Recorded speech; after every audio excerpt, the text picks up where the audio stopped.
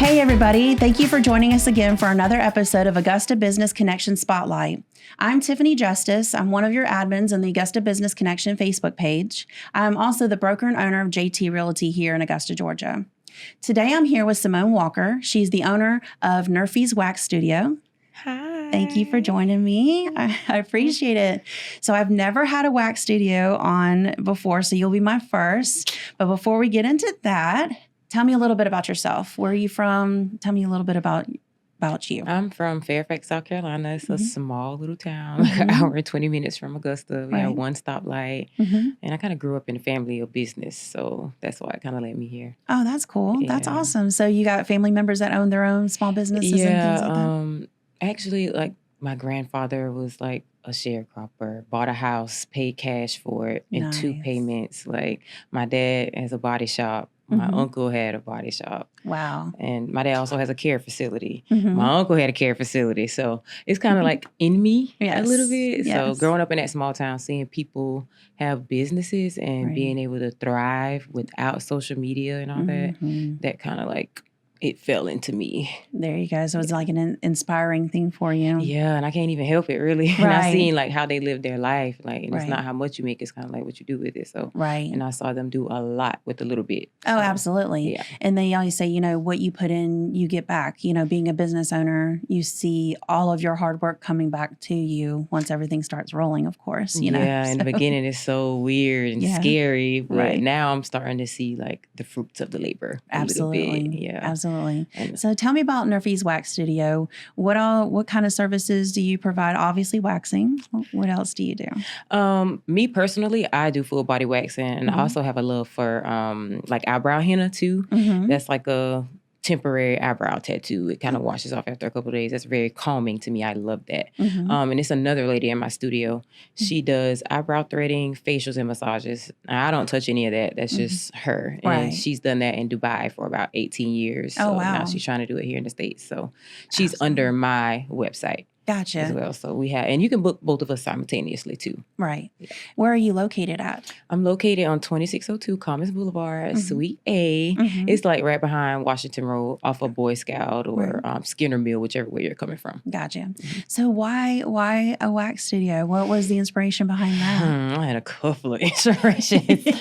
But I was in desperation when I started. Right. So because my parents have a care facility as well, I wanted to be the administrator of it. So you have to have an administrator, and I kind of wanted to do that for them. So I'm in the middle of taking the test or whatever, like 3 parts, and I'm on the 3rd part, and I failed it like twice. Oh, gosh. So, and I've always had my cosmetology license. I just kind of did hair in between or whatever. Never really took it super serious. So during the time, I was like, okay, this is the 2nd time I failed. I have to have like a backup. I got to have a backup fast. Right. So I took out a loan, and I was like, I have to do something else. I took out a loan and probably spent almost all the money I had.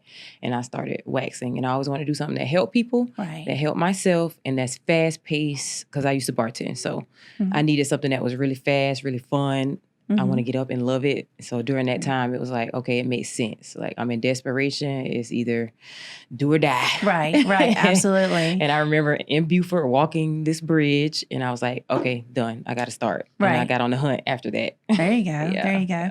So what would you say was probably one of the biggest challenges that you had opening up your studio?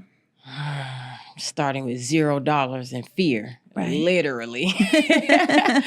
Like that was the biggest thing, the fear, really, because I kind of developed a personality working at bartending and all of that. I kind of developed a personality, found a couple people that I knew around here. It's just the fear of if it don't work out, like what if it don't work? Like what am I going to do? Right. Exactly. Right. I don't want to go back to working for anybody else. Like I absolutely hate it. So it's like, what if I got to go back to that? You know, it's scary. Right. It is very scary. So that was my biggest thing, like fear. Right. Right. So what would you say has made your business successful? Like, are you into like a lot of advertising? Like what has gotten your business out there and been a good avenue for you? I can say a little social media, word of mouth, and just me and my personality, really. Like, I'm a little cuckoo box, and my clients love it. My clients are crazy. So my personality really is kind of like the main thing. Right. Like, And word of mouth is like the biggest. Right. I think word of mouth is the biggest thing too. Right. Yeah. I know I haven't met you for very long or known you for very long, and I already feel like we're kind of like I've known you forever. You know, you do have that personality, and I want to lead with that everywhere. And I'm genuine too in my business. Like I'm not just here to take money from my clients. Like I want it to be beneficial to us both. Right. Exactly. Yeah. When you walk out, you're gonna get something from the appointment. Or me. I take something from my clients as well. Right. Like every day I learn something new and something great. Right. Yeah. Exactly.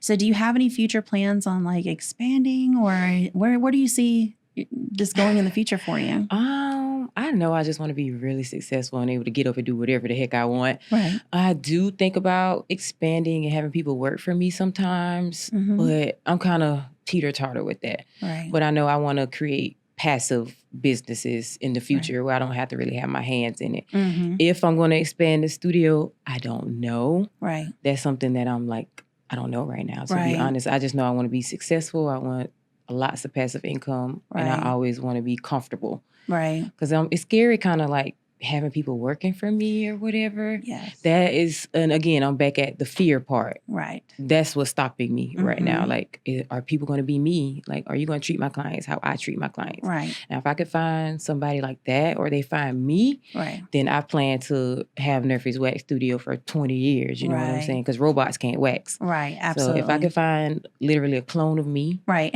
Or I say that all the time. Or mold somebody to be me. Right. Like, Nerfy's going to be here forever. Right. Really. Absolutely. Yeah. If not, then I have a couple of other avenues that I'm going to do to expand just my entrepreneur life in general. Right. Yeah. Exactly. I know I have a friend of mine, she owns her own hair salon studio.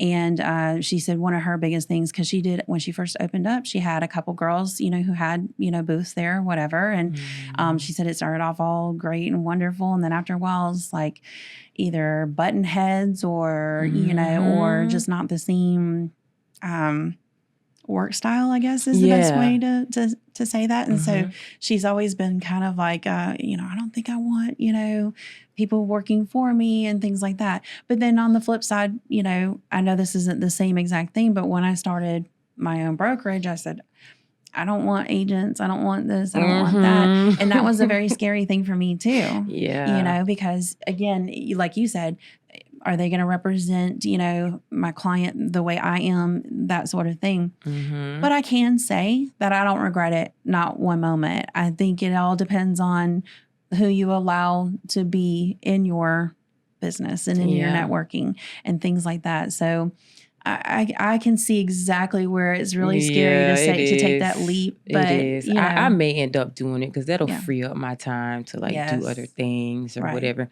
But I need a clone for sure, because it could be 3, 4 o'clock in the morning. Right. If my clients text me, I'm going to text them back if I'm up, Yes. But if I don't see it until I get up, then I'll respond. But a lot of people aren't going to say, hey, you can come in at 7 o'clock and I'm going to take you or whatever. Or, hey, you could come at 9:30 p.m. or 10 p.m. Right. Like, who's going to do that? Because a lot of people, nobody is. A lot of people in business, like I see a lot of people, don't text me at this time. Or, I don't have any boundaries with my clients, to be honest with you. And who's gonna do that? Right. No, there's not a lot of people who do that. I do the same thing. If I'm up, I'll respond to you. If I'm not, I'll get you first thing as soon as my eyes open. And it doesn't bother me at all. I could be on vacation. Yes. I may have a drink or two or something. Right. Exactly. I'm texting my clients back, I don't care where I am in the world. Right. I take my work with me because I love it so much. It's my baby. So do you try to have the work-life balance? Or have you accomplished, in your opinion, do you feel like you've got the work-life balance? Yeah, I just had some fun last night. Okay. That's good. I just had some fun last night. There you go. And my main thing though, when I really need to decompress and kind of get away from people, I like to go to Spa Land or Jeju in Duluth, Georgia. They're like Korean bath spas. They have food in there, the saunas, the pools. Yeah. I go there to kind of get myself back aligned or whatever. Yeah. And there I put my phones in the locker. I don't take a laptop or anything. Yes. One time I took the phone in there and my mom got on my nerves. So after that, I haven't whipped my phone out. No. Leaving it in the locker now. Leave it in the locker. So that's what you're there for, is to do that, to unwind, Yeah. And I spend time with my family when I need to. So that's it keep me balanced or whatever. But that main thing is a spa. It kind of decompresses my mind, my body, and my spirit. And it just brings me back, I come back light as a feather, ready to deal with all the chaos again. There you go. There you go. Because I kind of love the chaos, to be honest. It is addicting. Yes. Oh my gosh. I can relate to that so much. We always talk about, the possibility of like, okay, there's a time that we're going to, stop doing Airbnb. We'll do full-time rental or there's going to be a time when I'm going to, want to sell the brokerage or give the brokerage to someone, that sort of thing. Mm-hmm. And I'm sitting there going in my head, I'm like, what will I do all day? You're going to find something else to do. Yes. Because I think I thrive in the chaos. And I was always in call centers and, again, like you said, bartending, fast pace, in and out. Mm-hmm. Same thing with call centers, call after call after call after call. And, and you're just like, you're used to dealing in it. Well, let me say organized chaos too, because I don't like it's a such thing as unorganized chaos. Correct. I like organized chaos. I have a list of stuff to do right now. Yes. Oh yeah, absolutely. And it's the deadline for a couple of them, so that puts a fire up under my butt. Right. Exactly. To be honest, and I like the fire. Yes, exactly. I went from a call center to out at SRS, Savannah Riverside, and you'll ask anybody at Savannah Riverside. Everything is slow. You were bored. Oh my God, I was so bored. If my manager came to me and said, "Do you want to do this task or that?" Yes, ma'am. Sign me up right now. I'll go do it. But people used to say, "Well, what do you do out there?" I'm like, "Well, I'm the mail delivery person. I do IT for my company. I order the stuff for the Mox project." Because I could not. I had the cleanest desk out there because I would have to stand up and clean the desk because I didn't want to fall asleep. Yeah. Yeah. So I got addicted to that whole like go. Mm-hmm. And then you're out there not only for just 8 hours, you're there for 10 hours because you work, work the 4 10s or whatever, and then you have off 3 days. Man, I can understand the chaos part of that. Yeah, 100%. Now I have my days where if I don't want to do anything, I will sit and lay in my bed for hours. Yes. And I feel like sometimes when a lot is going on, I'm like, okay, I'm just going to accept it. Right. Sometimes when you fight it, it just gets worse. So Absolutely. Sometimes I let things handle themselves. Absolutely. So yes. It's a balance between. I get that 100%. Yeah. Do you have any children? No, I don't have any children. I don't want any children. Okay. My business is my baby. Right. I don't think I can handle kids. Well, I was thinking I ask every entrepreneur that comes on here, do you think that you leave, this business to your child, or would you like to do that? So that's where I was going with that one. Maybe if a niece or a nephew or something want to take it over, that's cool. Exactly. But no kids. Sorry, my legacy will end here. I feel you. I feel you. So you said that you had several family members that were entrepreneurs. Did they give any business advice to you? Did you go to them for advice? And if so, what was probably the best advice that you were given? Let's see. I've listened to a couple of people. My parents are older. They're in their 70s. Mm-hmm. So their advice is don't live above your means, save your money, be smart, don't get into things that you're not going to be able to take on. Mm-hmm. And I'm like, okay.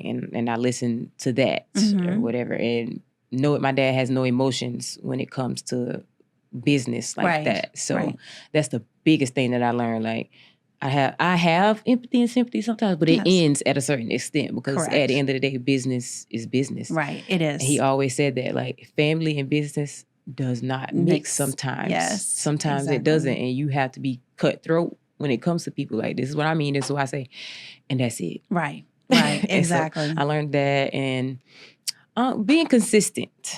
Okay. Staying consistent. That was great advice. Mm-hmm. That was what I heard a lot from a couple of people when I even wanted to quit my business. Right. And I used to be like, consistent, whatever. Right. And now I get it. Mm-hmm. Stay consistent. Don't give up. Right. You create your reality.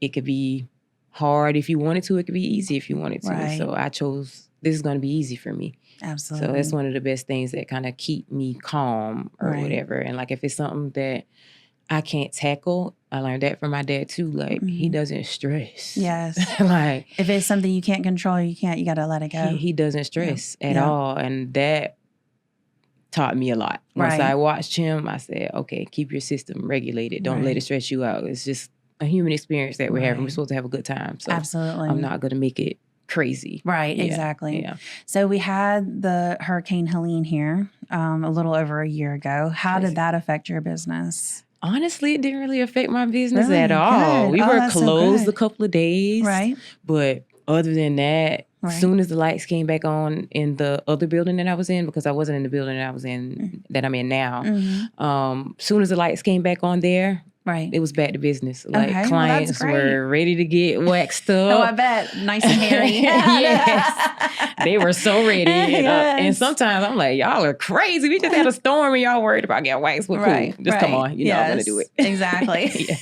Exactly. So I like to ask this question to a lot of my entrepreneurs. What is your definition of success? What's the definition of success for you and your business? Okay. So my success for me and my business is making an impact on people and just being able to sustain my lifestyle that I like. Because I feel like we have a human experience, right, and I want to, again, enjoy it. So whatever I could do to maintain that, that's successful to me. As long as I can make an impact and be genuine to people be genuine to me, that's success to me. Okay, and good. A peace of mind too. Oh yeah, peace of mind. Having a peace of mind while running a business, not being stressed. Right. It's supposed to be fun. Exactly. Yeah. What has been the most rewarding experience that you've had being a business owner? Everything. The way I can live my life, the freedom that I have, that was my main thing, being free. Right. And being able to control my schedule. Right. So that is the biggest reward. Yes. And having the impact that I have on my clients too, and the impact that they have on me. They've helped me grow my business too. So that's the rewarding experience. Them loving me so much, me loving them so much. Like, it's literally a thing. Right. So that's so rewarding to see how many people come in and we're literally like family. I'm so surprised that, that they've literally turned into family. I go to weddings, baby showers, birthday parties. I get invited to everything. Right. I was just out with some of my clients last night. Right. So that's the biggest reward. Like, they were so happy to see me. I was so happy to see them. That's so awesome. And they live an hour and 20 minutes away. So it's very rewarding to know that people genuinely care about you and you have a genuine situation, because the world is kind of evil. So that's very rewarding for the people that I've met and come into contact with them in this whole experience. Right. Absolutely. How do you stay motivated and focused on your goals? When I think about being in lack, as soon as I think about I can't go buy some coconut water from the store for X amount of dollars, and I'm sorry to say, it's in me to be like, kind of materialistic a little bit. I like the materials. So just living in lack. Okay. That's my biggest thing. That keeps me focused. As soon as I figure I can't get my nails or my toes done or go on vacation to clear my mind, or even go to the spa and get the services I need to keep me at peace and keep my mental stability, I get up. Right. I get up. And I feel like I'm disappointing people too when I don't get up. So that kind of keep me focused and motivated as well. Like, I feel like I'm disappointing people. I feel like I'm an essential service right now. Provider. Robots can't do what I do. So that kind of keeps me on my toes as well, because I know people need me at the end of the day. Yes. Like, my clients are going to call every day. Right. They need something. Exactly. I do want people to know that the service itself is not as bad as they think it is.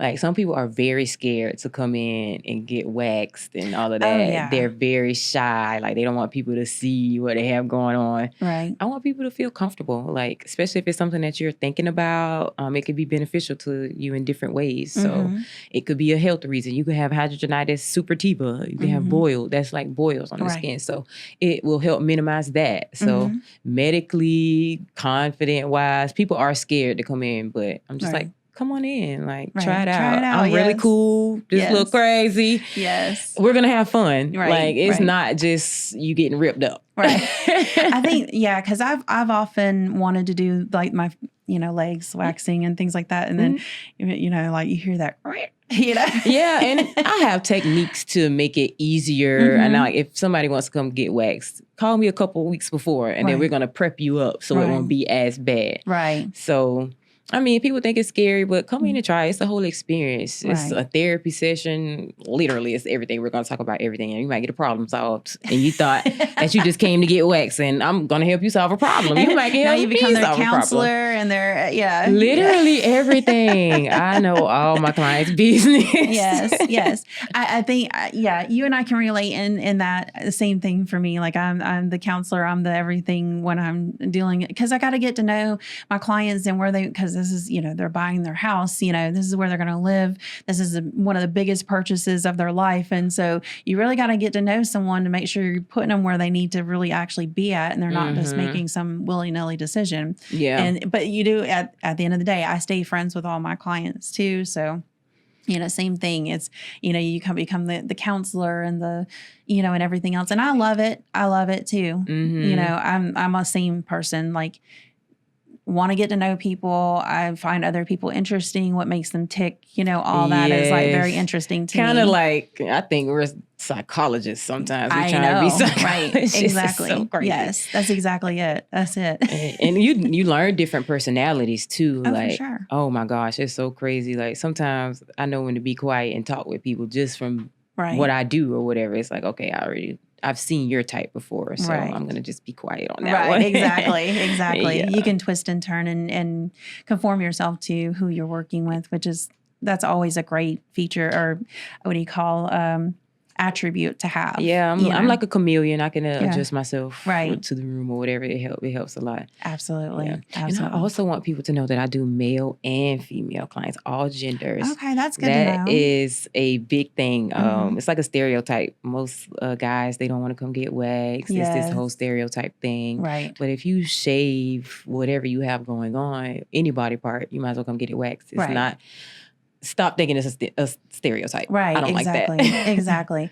The other thing that I've always heard is like when you wax, you should know, does it come back thicker and harder to maintain, or is it better when because you're pulling it from the root? Yeah. So is that better for you, or? It's better according to your skin or whatever. Everybody can't take everything. Everything is not for everybody. I'm realistic about that. Right. But that's a myth with the hair growing back thicker. Right. It actually thins out if you if you stay consistent with it. You do it every couple weeks on a cycle, because your hair does grow on a cycle. And if you catch it on that last cycle that you need to, then it's going to thin out eventually. Right. So that's the biggest myth. Don't believe it, people. Don't believe it. Well, see, that's why I wanted to ask, because I was wondering, you know what I'm saying? And you don't think about, asking that type of question. What about, have you ever thought about doing laser hair removal? Actually, it's kind of the same results in a sense. So I've done laser hair removal for myself, right? But I still wax, right? I have a couple clients that have done laser hair removal. They still come in to get waxed, right? So I haven't really thought about doing that at all, because it's the same results, right?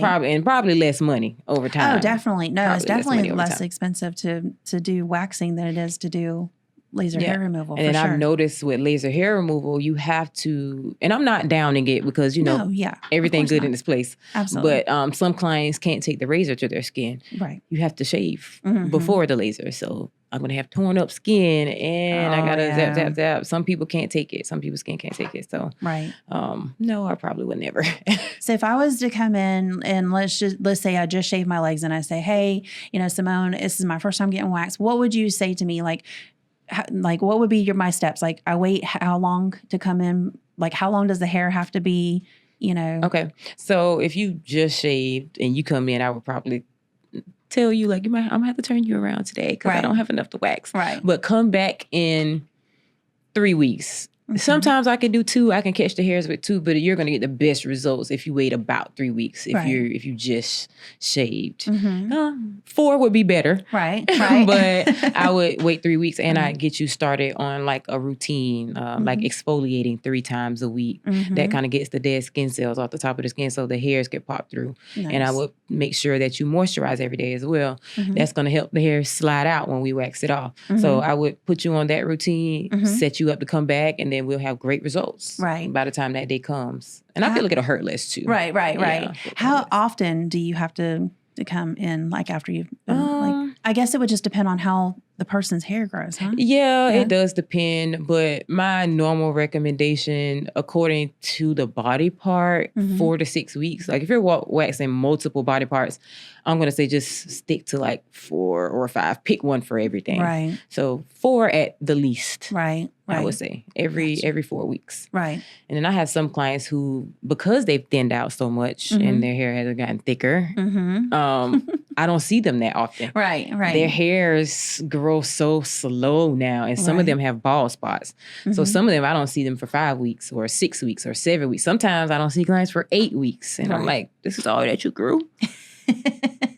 So you don't have to, most people think it's every 3 weeks. I never recommend people come 3 weeks. Now I have those clients who just, it messes with them mentally and the hair, so they have to come in every 3 weeks. Gotcha. It's just one client, I'm like, girl, I'm tired of seeing you.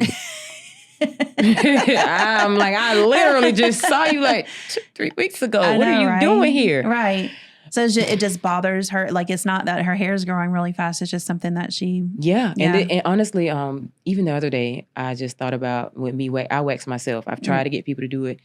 It's a mental thing too. It's like, it's messing with my mind. And it seems to do that to other people. And I was wondering, like, will people ever stop getting waxed? Will my business become non-existent? Right. And I'm like, how people act, I'm like, yeah, no. Yeah, no, because it becomes a mental thing, right? Like it's I feel like my life is out of whack if I don't wax. So imagine how they're thinking. Oh, of course, yeah, of course, yeah. I've always thought about doing it, and of course, you know, my friend Rose goes to you, and she's like, "You gotta go," and I'm like, Come on. I'm a weenie. Come on. But talking to you now and getting that education of like what some things that I can do to make things easier, I think that that's very helpful for someone who might just kind of be like that. And I guess the other major thing would be like you said earlier, like the embarrassment of someone seeing a body part of yours that you really want done, but like it's not.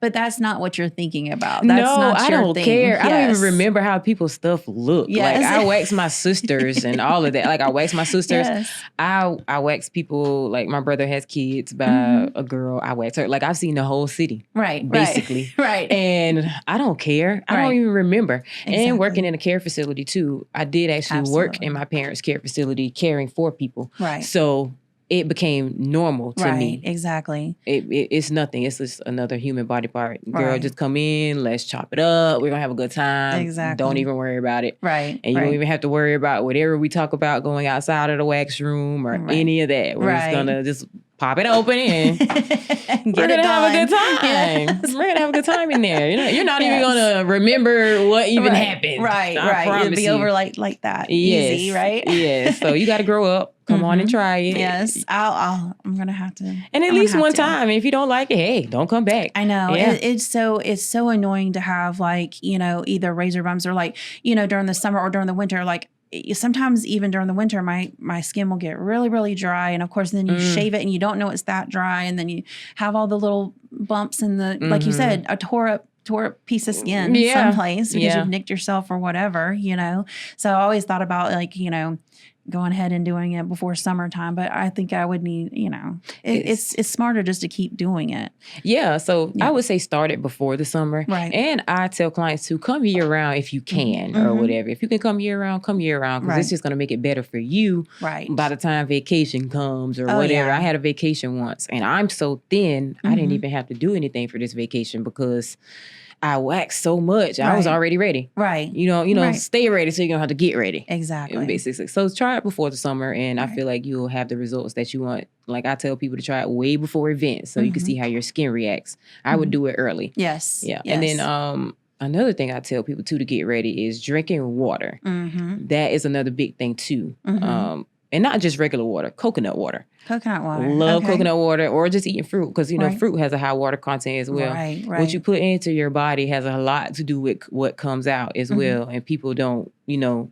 they don't really think about it. Right. So that will help your experience as well. Having hydrated skin. It'll make it hurt less. It'll kind of help with your ingrowns and your healing process. Right. Like I just feel like how you live your lifestyle, eating, diet-wise, it kind of it contributes to your healing process. Gotcha. I feel like if you cut your finger, I feel like if you have a particular diet or the way you live your life, your cut is going to heal faster than somebody else who has a jacked up diet. Right, of course. So I tell people what you put in your body too, not just the exfoliating 3 times a week and moisturize it every day. You have to drink water, eat fruit, do what you can. I know you don't have to eat 10 bowls a day. Just do something. Right, you know, exactly. do something. Exactly. Yeah, and I feel like regular water don't really hydrate. I feel like it kind of washes all of the good things out of your body. Right. I feel like you need to drink coconut water or just eat fruit if you don't like the coconut water. Because some people think it tastes like spit. I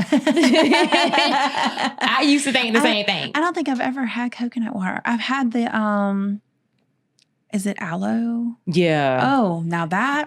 Yeah. I think it's the texture for me. I don't like little pieces either. Like they have some coconut water that has the little pieces in it. But my favorite is I get one called Harmless Harvest. You can get that out of the produce section. I don't get the one in the carton that are on the aisles. It's one ingredient. Also, Kirkland's brand from Costco. Those are really great as well. Nice. I'll have to take a look into those. Yeah. How about someone who, because of course now we know, summertime's coming, the spray tans and then the tanning beds, like I'm sure you get people who want to have a tan also, and then of course be smooth. What is your recommendation for someone who tans or who does spray tans? I would say come in days before you're getting the spray tan or whatever. Right. So your skin can heal. Because I wouldn't say get a spray tan and come get waxed because it's gonna take that off. Yes. So I would say days before that I would maybe even a week before just to be on the safe side. Right. Wait till your skin completely heals and then go get your spray tan. Gotcha. Because you can't do that anyway after you get you can't do it right after you get waxed. No. Yeah. So there's a lot of things you can't do. Yeah. So it's kind of like time management and planning, critical thinking a little bit. It's like, okay, let me get this first and then go get that. Right. Yeah. Absolutely. Even going to the gym and all of that. Go ahead and get your gym time in before you come to your appointment or way after. Right. Just pick one. Right. You can't exercise. You can't do any extracurricular activities that'll make you sweat or anything like that. Oh, really? Okay. Yeah. That's interesting. I didn't know that. Yeah. That's interesting. Even people, I don't know if we can say this, but people always ask me about having sex. Yes. And I'm just like, you can't do that. Right. Like, you can't. They're like, oh, I'm about to. They literally tell me all their business. And I'm just like, no, you cannot do that. That's why they were getting waxed. So they didn't have But you got to wait like 2 days. Okay. You got to wait like 2 days. Yeah. And I tell clients that they're not going to listen. I do have like certain products that will kind of help you or whatever. If you happen to sweat or you don't listen to me or whatever. Right. It's certain products. Antibacterial soap. You need to immediately go shower or whatever afterwards. Right. And I have a couple, they're called chemical exfoliants. They're a little bit stronger than your actual, you have the little rough gloves. Yes. So that's your physical. Okay. Sometimes I tell people to chemically exfoliate too. That'll kind of help. I have like this little light chemical spray that's really good for when people don't listen to me. It has salicylic acid, lactic, glycolic, and some citrus. It's lightly blended, and it's really great for when people don't listen. Because sometimes I don't listen to myself. Yeah. I mean, things pop, pop like up, if whatever. I wax myself and I want to go to that sauna that I was talking about, I'm going to take that spray with me. So as soon as I'm done sweating or whatever like that, I'm going to shower really well. And I'm going to spray myself down with that and make sure I moisturize afterwards. Gotcha. So that kind of, that'll help if you don't listen. Yeah. And that's it. Like I didn't know none of this stuff. Like, and I think a lot of what we're doing today is providing an education because I didn't know a lot of these things. I was just like, you go get your legs waxed and, go on to the gym or whatever. Like that's good information to know. Yeah, because stuff can happen. Stuff can happen and people don't know all of that. So when clients do come in, especially if it's their first time or if they've been with me for years, I still ask my clients about what they're using and their routine. Right. Because it does make a difference. Absolutely. If you don't know, I do try my best to educate when they come in there. Sometimes I might forget 1 or 2 things, but if I do, I'll go back and text them or whatever. It's going to pop in my brain. Right. So I'll text them like, tell her this. Like, hey, da-da-da. Right. Right. But I try and educate as much as I can because there are lots of myths out there about waxing. Absolutely. And of course, I'm still learning too. Like if I learn something new, I make sure I incorporate that as well. Absolutely. So being a young entrepreneur, what is the best advice that you could give somebody? The best advice I could give somebody, find something you love and go hard. Don't quit. if you could start now, I don't care if you're 10, start now and make sure it's something that you love, because you never want to do anything that you're going to wake up and hate. Absolutely. So I think that's my best. Also, I want to tell young people, you can control your reality as well. Like, mindset is a big thing. Like, change your mindset on stuff. Stop looking at everything so negative or whatever. Yes. Look at it in a positive light, even if it don't come out how you want it to. Find the lesson, keep it moving, and don't think negatively. Keep negative people from around you. Oh, yeah. Oh, yeah. Do not even engage, because it definitely can affect if you like a particular lifestyle or you're going in a certain direction, you need to have positive people. And I don't mind you, I have my days where I want to not talk to anybody. Right. And I may have one or two negative thoughts, but I do not let that get in the way of what I have going on. I feel like you could control your life. Absolutely. If you choose to have a good life, you could choose to have a good life. Right. You don't have to struggle. Right. You don't have to turn your head and be like, oh, I can't do this. Oh, I can't do this. Oh, I can't afford. I never say I can't afford. I never say I can't. I feel like I can do everything. I think I'm a billionaire right now. I don't care what anybody says. There you go. So just stay positive. Like, don't, people always be like, oh, life is hard. I don't think that. I want young people to know life does not have to be hard. Right. Exactly. It can be easy. Yes. I think I have an easy life. Right. I just never say I have a bad time, to be honest. Like, everything's a lesson. Right. I just keep it moving. Absolutely. Well, thank you so much for joining me today. Y'all, if y'all have any questions about waxing or anything like that, please call Symone. She's here to help you out. Again, that's Nerfy's Wax Studio. Thank you so much for joining me today. I appreciate it. And thank you for having me. Absolutely. I appreciate it. Absolutely. Y'all come see me.